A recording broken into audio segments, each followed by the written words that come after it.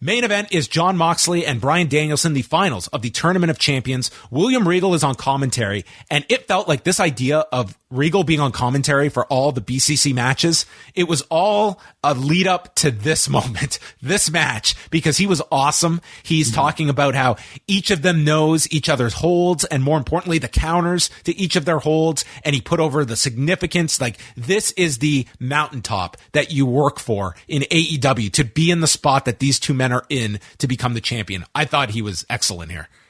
Completely agreed. He's always excellent, but when he has even more story to like bite into, and here he had to basically kind of play dad, watching his two children, fight and compete with each other for the top prize, for daddy's affection. Yes, and he was great at like being emotionally torn. Yeah. So they have a shot of MJF in a private box on like the second deck with his chip, and he had the whole area to himself. Yeah, he was not around the simpletons. He was not going to be among the fans. My question would be, if he wanted to cash this chip in, what was his plan to get to that ring in time? So we still don't exactly know about like the properties of this chip. Like, is it like a Money in the Bank where you can cash in at any moment? They certainly wanted you to think that, because they cut away to him about 500 times during this match. Right. Was that so much the idea, or was it just to simply draw association to like him getting the champion? He tweeted out at the beginning like something like, perfect, murder each other. Like the idea, like kill each other and then you're left laying for me. So that's how they have not flat out stated that with the chip, but this was totally designed to give you the idea. He was asked, I believe, like, didn't Ariel ask or one of the interviewers? One of the interviews that came up, like, and it might have been wrestling. But he was asked, and like, MJF was pretty kind of like non-committal, I would say, to the answer. Wow. I think it's still a decision they're maybe holding back on. Well, they were certainly pushing it in that direction. Like, that was his whole purpose of being out here. So he's probably a fast runner. So he's there, and it starts off, and this is just the kind of match you would expect out of Danielson and Moxley. It's super aggressive. Danielson is slapping Moxley to try and upset him, and then Mox fires back. Just brutal strikes from the two of them. German suplex by Danielson onto the apron, and we get a callback of Danielson as he's being counted by Paul Turner and tells him, "I have until 5." And they continue on. Moxley claws the back of Danielson with his nails. That's just backrake. Disgusting. The fingernails are like they'd say the fingernails are like the dirtiest part of your body. Oh yeah. Imagine like a man's dead skin and under your nails. Yeah, this is just a different commitment to the art. Danielson slips under, crotches Moxley, belly to back off of the top, but then Moxley tries to get on the label lock, and this is when Danielson turns into Moxley's guard, and they do dual headstands as they trade with one another. It's cool. I think we've seen like this happen, but like I never really expected it in like what at this point was sort of like a pretty all out brawl. Like they were able to work such a graceful balancing act in the middle of it. Cattle mutilation is applied, but Moxley turns. This is where Regal is explaining how they know counters to each other's holds that they can get out of. And Danielson lands a head kick, but they note he pivoted the ankle that he had injured previously. And this was like the CM Punk spot with Moxley, where the ankle turns after the roundhouse kick. And Moxley goes after the Achilles, and he starts stomping it. And Excalibur notes, "He's stomping the Achilles, Regal. That's one of the taboos in wrestling." And Regal's like, I know, but there's nothing we can stop him from. The taboos of wrestling way, you don't stomp a man's Achilles. You don't do that. I had no idea. Yeah, now you know.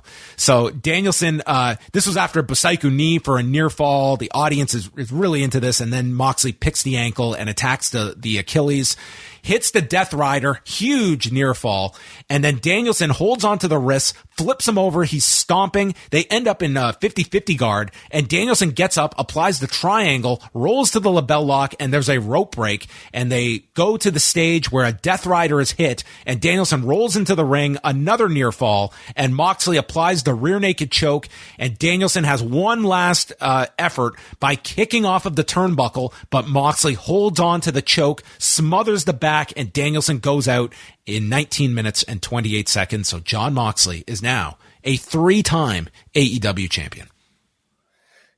So he was. Are we counting the interim one from before? Well, he won. He had the first one, and then he beat Punk on TV to become a second. That was the undisputed versus interim title. Oh, you're right. Yeah, the quick, the 2-minute one. Right. Okay. Yeah. Wow. 3-time champion.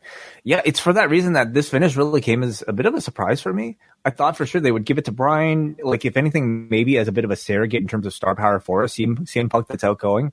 Also because I thought, Jon Moxley really deserves to go fishing by this point, and it's clear he's going to have to delay that fishing vacation just a little bit longer. But I think the clear direction coming out of this is Mox MJF, of course, which they've already been setting up. I just thought they would do it like non-title, with MJF like challenging for the title later. But it makes all the sense in the world. So maybe coming out of this, like the replacement for CM Punk leading this company might not necessarily be Bryan, it might not necessarily be Mox even. It might actually be MJF. They just might be going into that like way sooner than we expected. Yeah, I mean, I can't. I thought there's no wrong choice of where you go with with Moxley or Danielson. I thought like Danielson winning this would be like all these opponents you can do. And it's like, it's 2 strong matches you'd have on top of Full Gear, because Moxley and MJF, like you don't need the title, but it's stronger with the title. So go with that if that's the bigger promotion for the pay-per-view. And yeah, at the end of this as well, it was like Regal was in and Danielson was almost like not quite protesting the finish, but you could see he was like having words with Regal. So I don't know what the follow-up to that was, but it was almost like when someone gets submitted and then they have no idea what happened. I thought that's maybe what he was trying to convey. That's what I think he's going for. Like it's not like the Bryan character unless he's turning to like complain about like a bad result. But this was not. This was about as definitive as it gets. Yeah, I think simply. Being it's Bryan Danielson and Jon Moxley laying this out, I would think like those two would lean towards that kind of where the guy's out and then he has no idea what happened and he's just getting his bearings. So yeah, I thought this was I thought it was a really, really strong main event. This to me was it was my match of the show. It's hard for me to decide because I thought like the opener was really strong too. And I think in terms of a moment, like Swerve in Our Glory versus Acclaim, like might have been the standout. So I think that's a really good sign when you're talking about a show with like, like several contenders for like moment of the night at least. But this was absolutely like, I think a very worthy main event, a beautiful pro wrestling match, exhaustive, hard hitting. You had everything, in between like star power, between arguably your 2 top guys in the company and the biggest stakes involved, with the championship. It was hard hitting yet technical and full of really strong psychology. It's the type of match that I imagine like somebody can go back to afterwards, like years from now, and be able to grab even more from. So it was just like a really strong quality end to like a really high quality TV show. I'd go as far as to say like I might even prefer AEW in this format, 2 hours, all killer, no filler, rather than like, like a 7-hour marathon. Like this as a consumption experience, like I love this edition of Dynamite. Do you think that that's one of the limitations of Battle of the Belts and even to a degree Rampage? Like I know we're kind of making a reverse argument here of having more, but how do you feel AEW formats a 1-hour show? Like is it too hard?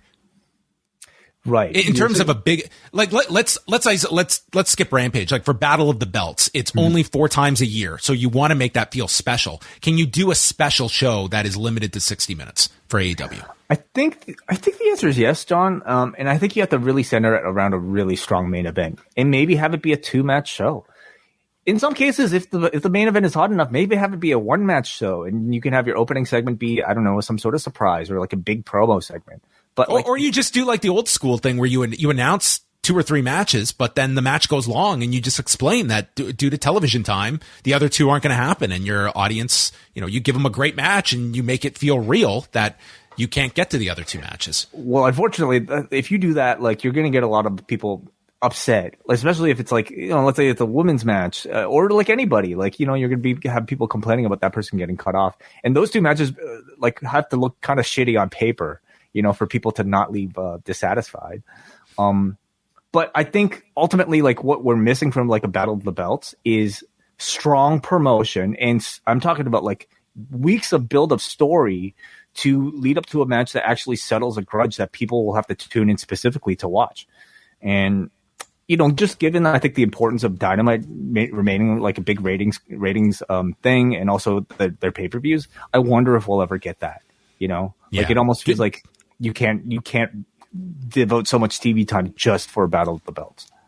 Yeah. I mean, just looking at it, like Battle of the Belts, the first one was Britt Baker and Riho for the women's title. Second one was Thunder Rosa and Nyla Rose. And third was Claudio and Konosuke Takeshita. So, I mean, you see there too, like it's also stars. Like you're not putting your biggest stars onto some of these shows. Like you're kind of telling your audience that like the AEW title is not being defended on these specials, and it just becomes tough. Like you got another one of these in 2 weeks, and I imagine there's people listening that are hearing that for the first time.